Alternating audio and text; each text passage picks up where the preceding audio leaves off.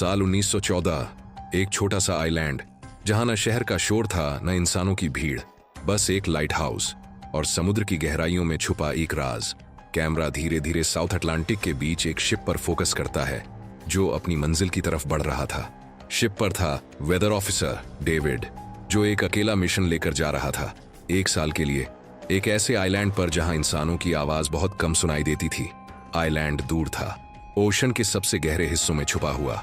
Government ने David को भेजा था 1 साल तक वेदर ऑब्जर्व करने, डेटा कलेक्ट करने और फिर वापस लौट आने के लिए। उसके साथ एक कंप्लीट सर्वाइवल किट और 1 साल का राशन था ताकि वो आइलैंड पर अकेला सर्वाइव कर सके। बोट से आइलैंड पर उतरते ही डेविड की नजर पड़ी लाइट हाउस और एक छोटे से घर पर।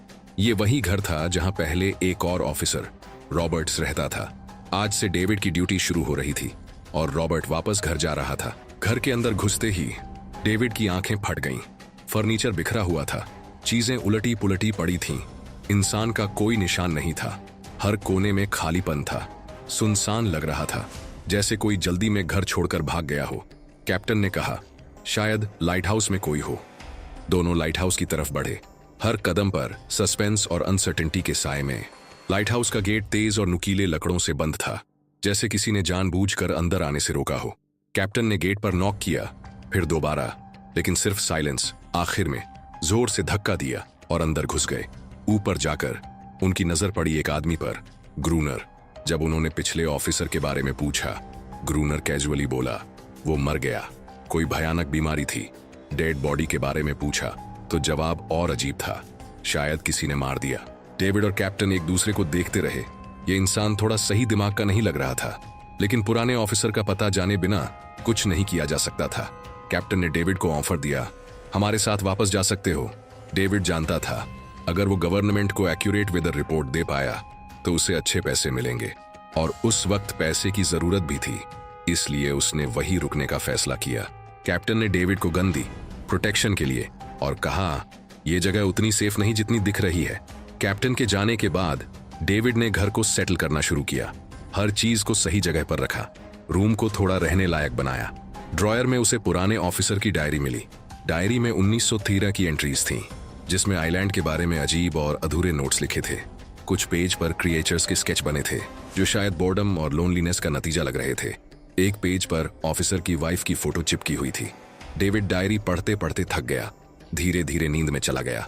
अगली सुबह डेविड ने काम स्टार्ट किया। समुद्र के पास जाते ही उसके कदम रुके। चट्टानों के बीच पत्थर अजीब तरीके से रखे हुए थे और शेल्स एक पैटर्न बनाते हुए। डेविड ने सोचा, शायद ये सब ग्रूनर ने किया होगा। फिर भी उसने अपना काम शुरू किया। वेदर का डेटा कलेक्ट करना ही उसका असली काम था और उसी में वो ध्यान लगाने लगा। बिनोकुलर्स से लाइट हाउस की तरफ देखा तो ग्रूनर के साथ एक और शख्स नजर आया।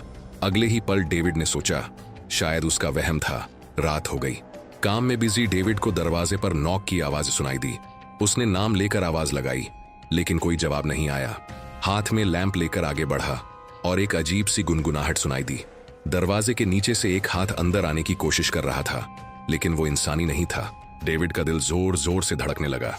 वो सीधा बेसमेंट की तरफ भागा और वहां छुप गया। थोड़ी देर बाद एक मिस्टीरियस क्रिएचर घर के अंदर घुस चुकी थी। धीरे धीरे चलती हुई डेविड को ढूंढ रही थी। बेसमेंट के क्रैक से उसने उस क्रिएचर की भयानक आंखें देखी। डेविड ने छुरी उठाई और पूरी ताकत से क्रैक के सामने घुसी दी। क्रिएचर एक खौफनाक चीख मार के भाग गई। डेविड समझ गया, ये कभी भी वापस आ सकती है। उसने बेसमेंट का गेट मजबूती से बंद किया, रस्सी से कस के बांधा और पूरी रात वहीं जाकर गुजारी, डर के साए में। अगली सुबह जैसे ही डेविड घर से बाहर निकला, उसकी नजर रेत पर पड़ी। पैरों के निशान बने थे, लेकिन वो इंसानी नहीं थे। हर निशान साफ और डर पैदा करने वाला था। सीधा समुद्र की तरफ जा रहा था। वो तुरंत समझ गया क्यों ग्रूनर ने लाइट हाउस के इर्द गिर्द नुकीले लकड़े लगाए थे। शायद वही क्रिएचर रात में हमला करती थी। अब डेविड को पता था उसका घर अब सेफ नहीं रहा और शायद वो क्रिएचर आज रात फिर लौट आएगी। डर के मारे डेविड लाइट हाउस की तरफ दौड़ा और जोर से चिल्लाया, ग्रूनर, गेट खोलो, मुझे अंदर आना है। लेकिन ग्रूनर ने उसे रोक दिया। तू वहां शिप के साथ ही लौट जाना चाहिए था। निराश और थका हुआ डेविड वापस लौट गया। अब उसके पास कोई ऑप्शन नहीं था। अपना घर उसे खुद ही सिक्योर करना था। उसने हर खिड़की को लकड़ी से बंद किया, चारों तरफ नुकीले लकड़ों का घेरा बनाया, गेट के बाहर पुराने कागज और किताबें बिछाई उन पर तेल छिड़क दिया ताकि अगर क्रिएचर वापस आए तो आग से डरकर भाग जाए। इसी बीच उसे घर के अंदर एक पुराना बॉक्स मिला। बॉक्स खोला, अंदर एक गन और काफी गोलियां थीं। थोड़ा डर कम हुआ, थोड़ी हिम्मत बढ़ी, लेकिन डर अभी भी जिंदा था। जैसे जैसे सूरज ढलने लगा और रात का अंधेरा फैलने लगा, डेविड गन हाथ में लिए एक कोने में चुपचाप बैठा था। उसकी सांसें तेज हो रही थीं। तभी एक अजीब आवाज गूंज उठी। उसने खिड़की की तरफ कदम बढ़ाया और जैसे ही देखा, उसके पैरों के नीचे जमीन हिल गई। समुद्र से कई अजीबोगरीब क्रिएचर्स उठ रहे थे और सीधे उसके घर की तरफ आ रहे थे। गेट पर उन्होंने हमला करना शुरू कर दिया। डेविड ने तुरंत गोलियां चलाईं। कुछ क्रिएचर्स गिर गए, लेकिन बाकी और भी ज्यादा वायलेंट हो गए। जैसे जैसे उनकी तादाद बढ़ रही थी, डेविड ने बिना देरी किए गेट के बाहर रखे कागज और किताबों में आग लगा दी। आग देखकर क्रिएचर्स डर के मारे समुद्र की तरफ लौट गए, लेकिन अब आग घर तक फैल चुकी थी। पूरा घर लकड़ी का होने की वजह से जल्दी ही आग में घिर गया। डर के मारे डेविड ने खुद को चादर में लपेटा और गेट तोड़कर बाहर निकला। वो लाइट हाउस के पास एक बड़े पत्थर के पीछे छिप गया। उसका दायां हाथ बुरी तरह जल चुका था। किस्मत से उस वक्त तेज बारिश शुरू हो गई। धीरे धीरे आग बुझ गई, लेकिन रात भर की बारिश के बाद भी सुबह तक उसका घर राख बन चुका था। अब बचने का एक ही रास्ता था, लाइट हाउस में पनाह लेना। उसने राइफल उठाई और लाइट हाउस के पास पत्थरों के बीच छुप गया। जब ग्रूनर पानी भरने के लिए लाइट हाउस से बाहर आया, डेविड चुपके उसके पीछे पीछे चल पड़ा। इरादा था उसे गन पॉइंट पर लेकर लाइट हाउस में घुसना, लेकिन तभी ग्रूनर ने गन तानी और पास ही खड़ा एक अजीब सा क्रिएचर उस पर हमला कर दिया। वो क्रिएचर ग्रूनर का रखवाला था। ग्रूनर ने तुरंत डेविड को रोका और बोला, ये मेरा पालतू है। डेविड ने गोली नहीं चलाई। उसने एक शर्त रखी, अगर मुझे जिंदा रहना है तो मुझे लाइट हाउस में रहने देना होगा। ग्रूनर के पास 1 साल के लिए काफी गन पाउडर और खाना था। दोनों बचा सकते थे। कुछ पल चुप रहने के बाद ग्रूनर ने धीरे से हाँ कर दी। शाम होने से पहले दोनों बचा हुआ खाना लेकर लाइट हाउस लौट आए। अगली सुबह वही क्रिएचर चुपचाप डेविड का जला हुआ हाथ चाट रही थी जब वो गहरी नींद में था, और कुछ ही देर में उसका हाथ ठीक होने लगा। ये देखकर डेविड हैरान रह गया। लाइट हाउस के टॉप पर खड़ा डेविड देख रहा था। ग्रूनर बुलेट्स गिन रहा था और वो क्रिएचर अपने तरीके से उसकी मदद कर रहा थी। अब डेविड समझ गया, ये जानवर वायलेंट नहीं है। डेविड ने ठान लिया कि वो ग्रूनर से और जानेगा और एक दिन दुनिया को ये सब दिखाएगा, क्योंकि ये किसी मिरेकल से कम नहीं था। समुद्र के अंधेरों से एक अजीब सी फीमेल क्रिएचर सामने थी। अगर इसका सच सामने आता तो डेविड और ग्रूनर दोनों दुनिया भर में मशहूर हो जाते, लेकिन ग्रूनर ये नहीं चाहता था। उसे कहीं जाना ही नहीं था। उसके पास अपना कोई नहीं था। उसके हिसाब से सोसाइटी में कोई अकेला नहीं रह सकता। हर किसी को किसी न किसी का गुलाम बनना पड़ता है, और इसी वजह से ये आइलैंड उसके लिए परफेक्ट था। ये जगह जहां वो खुद को किंग समझता था, अपनी मर्जी का मालिक। उसने आइलैंड के कई हिस्सों में लिखा था, ग्रूनर इज किंग। फीमेल क्रिएचर कैसे उसकी पालतू बन गई? असल में एक बार ग्रूनर ने उसकी जान बचाई थी। वो गलती से फिशिंग नेट में फंस गई थी। तब वो छोटी थी और उस दिन के बाद से ग्रूनर के साथ ही रह गई। उसकी हर बात मानने लगी, लेकिन ग्रूनर गुस्से वाला इंसान था। उसने कभी भी क्रिएचर के साथ इंसानियत से पेश नहीं आया। वो रेगुलर फिजिकल रिलेशन रखता था। एक बार क्रिएचर ने उस पर हमला किया और बदले में ग्रूनर ने उसे सजा दी। इतनी सजा कि वो खुद को उसकी नौकरानी समझने लगी। शायद इसी वजह से हर रात क्रिएचर्स समुद्र से बाहर आते हैं उसे वापस ले जाने के लिए। दिन में ये हमला नहीं कर सकते। डेविड अब इस जगह पर रहना नहीं चाहता था। वो किसी आने वाले शिप को सिग्नल भेजकर जाना चाहता था, लेकिन ग्रूनर कहता, कोई भी शिप इस आइलैंड तक नहीं आती। डेविड को यहाँ रहना असहज लग रहा था। शाम होने लगी। ग्रूनर ने कहा, गन लेकर रेडी हो जा, क्रिएचर्स कभी भी अटैक कर सकते हैं। वो लाइट हाउस की लाइट ऑन करने के लिए तैयार हुए। कुछ ही देर में समुद्र से बड़ी संख्या में क्रिएचर्स बाहर निकले और लाइट हाउस की तरफ बढ़ने लगे। ग्रूनर लगातार उन पर फायर कर रहा था, लेकिन डेविड पूरी तरह डर गया। वो अंदर की तरफ पीछे हटने लगा। ग्रूनर बार बार कहने के बावजूद डेविड बस एक कोने में चुपचाप बैठा रहा। कुछ ही देर में वो बेहोश हो गया। ग्रूनर अकेला उन क्रिएचर्स से लड़ता रहा। अगली सुबह ग्रूनर गुस्से में उसे उठाता और कहता, अगर तुझे लाइट हाउस में रहना है तो मेरी हर बात माननी पड़ेगी। रोज पानी लाना, लाइट हाउस के छोटे बड़े काम करना और रात को गार्ड ड्यूटी देना, चाहे तुझे पसंद हो या नहीं। जिंदा रहने के लिए डेविड के लिए ये अब मजबूरी बन गई थी। लेकिन एक चीज उसे कभी पसंद नहीं आई, रोज फीमेल क्रिएचर को अलग अलग तरीके से फिजिकल टॉर्चर करना। लेकिन जो इंसान सालों से इस सुनसान आइलैंड पर अकेला रहता है, उसका मानसिक संतुलन थोड़ा बिगड़ना लाजमी था। डेविड भी यही सोचता था। शायद ग्रूनर का दिमाग अब ठीक नहीं था, लेकिन फिर भी डेविड को उसकी बात माननी थी। रात्रि फिर आई। दोनों गार्ड ड्यूटी के लिए तैयार हुए और क्रिएचर्स समुद्र से बाहर आने लगे। आज डेविड को डर नहीं लग रहा था। उसने गन उठाई और फायर किया, लेकिन ग्रूनर कुछ भी नहीं कर रहा था। उसने डेविड को बाहर छोड़ दिया और लाइट हाउस का गेट बंद कर दिया।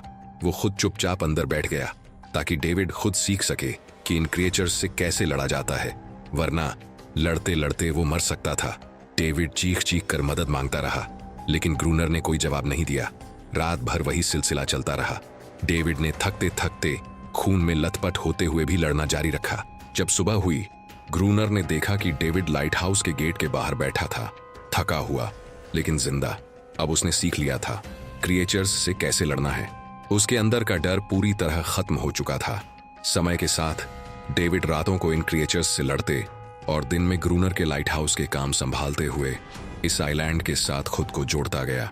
यह जगह धीरे धीरे उसके लिए एक बंद घर जैसी बन गई थी। हर वक्त वो सोचता रहता, कब यह जगह छोड़े, कब आजाद हो। समय बीतते बीतते डेविड और फीमेल क्रिएचर के बीच एक अजीब दोस्ती बन गई। अब डेविड को उसके लिए बुरा लगने लगा। उसने महसूस किया कि अपने लोगों को छोड़कर अकेला रहना कितना मुश्किल होता है। शायद वही क्रिएचर भी कुछ ऐसा ही महसूस करती थी। डेविड ने उसे नाम दिया अनेरिस। धीरे धीरे डेविड ने देखा कि क्रिएचर्स के अटैक्स कम होने लगे थे। उसने सोचा शायद सर्दी के दिनों में वो कहीं और चले जाते हैं, या शायद उन्हें समझ आ गया था कि इन दोनों से लड़कर कुछ हासिल नहीं होगा। लेकिन ग्रूनर ने साफ कर दिया, नहीं, वो फिर से अटैक करेंगे। अब ये अपने आप को रिप्रोड्यूस कर रहे हैं, उनकी संख्या बढ़ रही है। कुछ और दिन ऐसे ही बीत गए।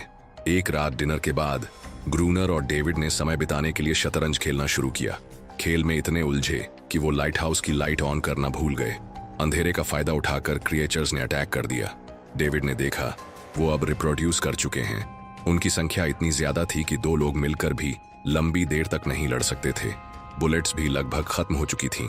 किस्मत से दोनों बख्त बख्त लाइट हाउस के टॉप तक पहुंच गए, लेकिन इस बीच ग्रूनर के पैर में गहरी चोट लगी। क्रिएचर्स लाइट हाउस में घुसने की कोशिश कर रहे थे और कहीं भी बचने का रास्ता नजर नहीं आ रहा था। दोनों ने हार मान ली, लेकिन जैसे ही सूरज धीरे धीरे उभरा, क्रिएचर्स समुद्र में लौट गए। अनेरिस ने चुपचाप ग्रूनर के जख्म को ठीक करने की कोशिश की। डेविड समझ चुका था यह लड़ाई वो क्रिएचर्स के खिलाफ अकेला नहीं जीत सकता। बुलेट्स भी खत्म हो रही थीं और उनके पास पर्याप्त खाना भी नहीं था। अगले दिन खुशनसीबी से डेविड लाइट हाउस के बाहर घूमते हुए समुद्र में एक शिप देखता है। वो जल्दी से फ्लेयर गन लाता और शिप को सिग्नल देता है, लेकिन ग्रूनर उसे रोक देता है। वो नहीं चाहता कि डेविड यहां से जाए। इसी बीच अनेरिस अचानक ग्रूनर पर अटैक कर देती है। वो डेविड को ग्रूनर से बचाना चाहती थी। ग्रूनर किसी को भी इस आइलैंड से जाने नहीं देना चाहता। यह उसकी दुनिया है जहां वो किंग की तरह रहता है, और अनेरिस उसकी सर्वेंट है जो उसकी हर बात मानती है। इतना समय अकेला रहने के बाद अब उसके पास कोई था जिससे वो बात कर सकता था। धीरे धीरे वो शिप डेविड की आंखों के सामने समुद्र में गायब हो गया। अब डेविड के पास कुछ भी करने को नहीं था। ऐसे ही कुछ और दिन बीत गए। ग्रूनर अब भी डेविड और अनेरिस दोनों के साथ बुरा बर्ताव कर रहा था, लेकिन खास तौर पर अनेरिस पर वो अपनी क्रूरता दिखाता, और यह डेविड को बिल्कुल पसंद नहीं था। एक दिन डेविड ने अनेरिस के लिए एक छोटी सी टॉय बोट बनाई, व्हेल की हड्डियों से। उसने सोचा शायद इससे उसका मन हल्का हो जाए। जब अनेरिस ने वह बोट देखी तो वो डेविड को आइलैंड के एक कोने में ले गई, जहां असल में एक रियल बोट छुपी हुई थी। डेविड ने उस बोट के बारे में ग्रूनर से पूछा। ग्रूनर ने बिंदास अंदाज में कहा, हाँ, मुझे पहले से पता था उस हिस्से में बोट है। कुछ महीने पहले एक आर्म्स स्मगलिंग शिप जो बहुत सारा गोला बारूद ले जा रही थी, तूफान की वजह से इसी आइलैंड के पास डूब गई थी। कुछ लोग बोट के जरिए जिंदा पहुंच तो गए, लेकिन सुबह तक कोई भी बचा नहीं। सब उस क्रिएचर का शिकार बन गए। डेविड ने तुरंत एक प्लान बनाया। उनके पास डाइविंग सूट जैसा कुछ था। अगर कोई उस सूट को पहनकर समुद्र में डाइव करे तो शायद वो डायनामाइट या बुलेट्स ढूंढ सके, जिससे क्रिएचर्स से लड़ना आसान हो जाए। लेकिन ग्रूनर ने सीधा मना कर दिया। वो समुद्र के पास भी नहीं जाना चाहता था। डेविड ने अपनी जान की परवाह किए बिना तैयारी कर ली। कुछ और दिन ऐसे ही बीत गए। धीरे धीरे डेविड और अनेरिस के बीच एक गहरा रिश्ता बन गया। वो उसे पसंद करने लगा। ग्रूनर यह सब चुपके से देख रहा था। पहली बार उसके मन में आया कि शायद उसे डेविड की मदद करनी चाहिए, लेकिन उसका असली इरादा अलग था। वो चाहता था कि डेविड उसकी मदद से समुद्र के नीचे रखे डायनामाइट के बॉक्स वापस लाए और फिर अकेला छोड़ दे ताकि क्रिएचर्स उसे मार दें। इस तरह डायनामाइट उसके पास आ जाएगा और अनेरिस फिर से उसकी गुलाम बन जाएगी। आखिरकार दोनों उस जगह पहुंच गए। डेविड ने डाइविंग सूट पहना और समुद्र के गहरे हिस्से में उतर गया। शिप पूरी तरह तबाह हो चुकी थी। किस्मत से उन्हें कुछ डायनामाइट के बॉक्स मिल गए, लेकिन तभी सामने आ गए वही क्रिएचर्स। डेविड घबरा गया और गिर पड़ा। आयरन डाइविंग सूट भारी था, वो हिल भी नहीं पा रहा था। वो ग्रूनर को सिग्नल भी नहीं भेज पाया। ग्रूनर सोचने लगा कि शायद क्रिएचर्स ने डेविड को मार दिया। असल में वहां सिर्फ 2 छोटे क्रिएचर्स थे। डेविड ने पानी के अंदर प्रेशर बनाया और अपना डाइविंग सूट वहीं छोड़ दिया। खुद तैरकर सतह तक आ गया। उन्होंने पुरानी बॉक्सेस में से डायनामाइट निकाल ली। लाइट हाउस के आसपास डेविड और ग्रूनर ने 2 लेयर में डायनामाइट बिछा दी ताकि अगला अटैक होते ही मॉन्स्टर्स एक साथ नष्ट हो जाएं। कुछ महीने बीत गए और बर्फ गिरने लगी, लेकिन क्रिएचर्स गायब हो चुके थे। अब उनका मुख्य काम लाइट हाउस संभालना और पहरा देना रह गया। ग्रूनर का सब्र अब टूट चुका था। शायद अनेरिस ने डायनामाइट के प्लान के बारे में बता दिया था। अब वो क्रिएचर्स पर गुस्से में अटैक कर रहा था और अनेरिस को पीट रहा था।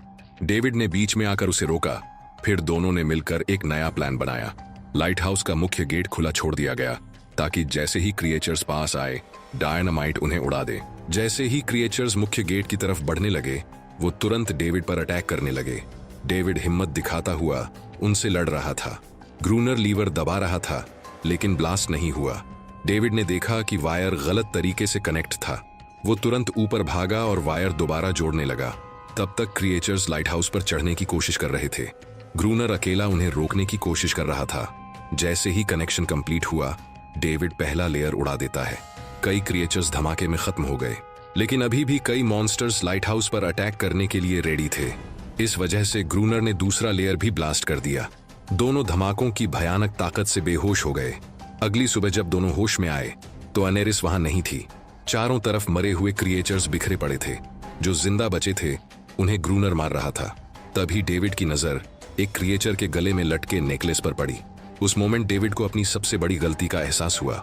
वो क्रिएचर्स जिन्हें डेविड और ग्रूनर अब तक वायलेंट समझते आए थे, असल में इंसानों की तरह सिविलाइज्ड थे। सिर्फ बोल नहीं पाते थे। शायद उनका लाइट हाउस पर हमला किसी वजह से था, लेकिन ग्रूनर के लिए यह सब बेकार था। उसके लिए वो आइलैंड का किंग था और हर किसी को उसका हुक्म मानना पड़ता था। उस दिन के बाद क्रिएचर्स ने कभी वैसे अटैक नहीं किया, लेकिन हर दिन समुद्र के किनारे से रोते हुए आवाज आती थी। डेविड को अब तक यह नहीं पता था कि उन्होंने कितनी फैमिलियां खो दी थीं, कितने बच्चों ने अपने माँ बाप खो दिए थे, सिर्फ एक गलत फहमी की वजह से। अगले दिन डेविड ने समुद्र में कुछ छोटे क्रिएचर्स के बच्चे देखे जो अपनी फैमिली से बचे थे। उसने पत्थरों का एक गोल सर्कल बनाया और बीच में एक छोटी टॉय बोट रख दी ताकि अनेरिस वापस लौट आए। लेकिन कितना भी इंतजार किया, अनेरिस कभी वापस नहीं आई। एक सुबह डेविड ने देखा कि ग्रूनर बेहोश पड़ा था। उसके आसपास कुछ पुरानी चीजें रखी थीं, जिनमें एक तस्वीर भी थी। डेविड ने तस्वीर देखी और हैरान रह गया।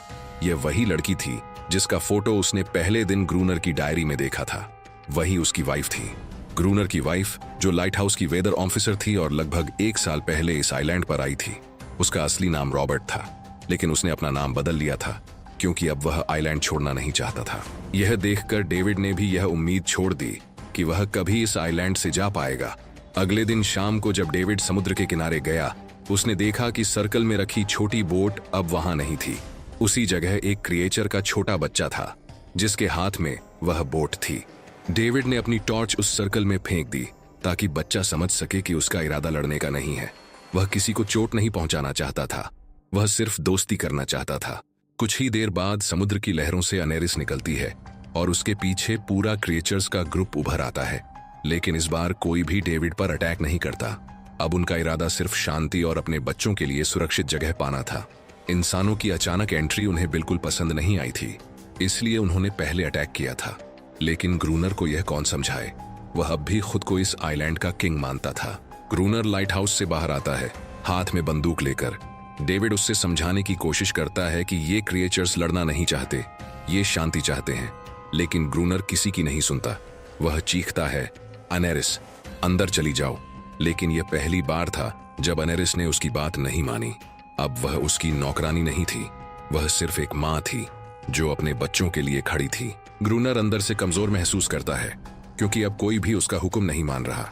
गुस्से में वह लाइट हाउस की तरफ बढ़ता है। डेविड को लगता है शायद अब ग्रूनर समझ जाएगा कि हर जानवर आजादी चाहता है, कोई किसी का गुलाम नहीं बन सकता। लेकिन ग्रूनर समझदार नहीं था।